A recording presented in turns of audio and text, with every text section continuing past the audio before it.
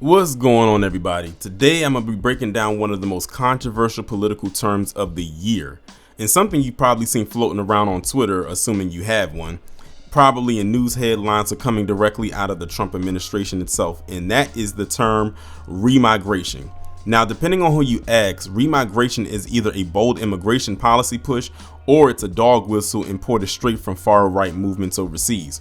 In the way the Trump administration is using it, I think it's probably more so the latter more than the former, but they're trying to twist it up in a way that you may not understand.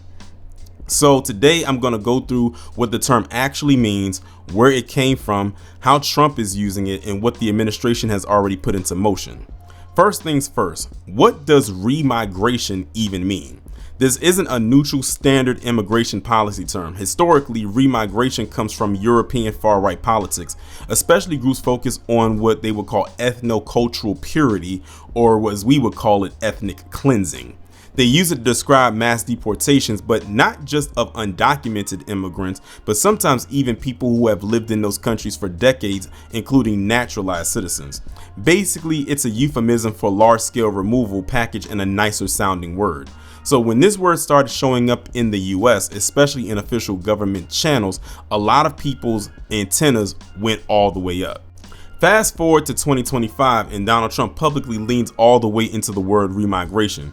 He started to frame it as a way to quote unquote reverse the invasion, talking about undoing the presence of immigrants who came in illegally, in some cases even those who came in legally but are now seen as part of the problem. And the big shift came when DHS, the Department of Homeland Security, posted the word remigrate on X as part of their official messaging. And when you have a federal agency like DHS using a term with that kind of ideological baggage, that's when the conversation changed from rhetoric to actual policy. Then we get the bombshell. The Trump administration proposed and then began to build a brand new office inside the State Department called literally the Office of Remigration. The office is said to designed to handle these three things: repatriation tracking, managing voluntary returns, and coordinating removal operations with foreign governments.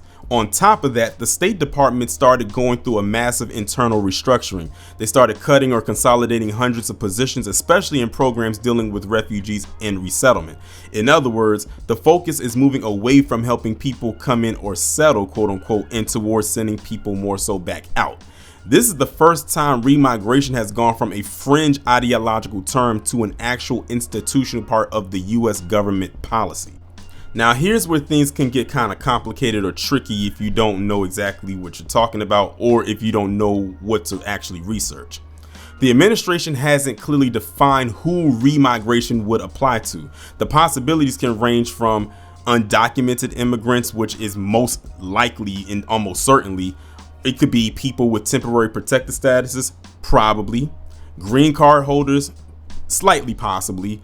Or it could be naturalized citizens, and critics are warning this could become a target too because of how loosely the term is being used is very vague. That's why civil rights groups, immigration lawyers, and even international observers are raising alarms. Mass deportations at this scale aren't just a policy shift, they end up reshaping the legal system, families, the workforce, and entire communities overall. We could actually be looking at legal battles, humanitarian crisis, and constitutional questions. Like all of that might actually come into play because of this. Some critics are calling it dangerous because they say that the term remigration carries historical baggage. It's been used by white nationalists and ethno-nationalist groups to talk about preserving national identity, which is usually code for race, religion, or culture. So when US officials start using that language, it raises this one single question. Well, actually two of them. Is this policy targeting unlawful immigration, or is it targeting specific groups of people? And because the term has already been used in Europe to justify plans that essentially amount to ethnic cleansing, like I mentioned earlier, critics are also calling the US adoption of this language a major step backward. There are still some things that aren't made very clear as of right now, because again, this is something that's still brand new and is still on the rollout. Things such as how far the administration plans to push this, how many people they aim to deport, whether this includes revoking legal status, how courts are going to respond to it, and how individual states will push back.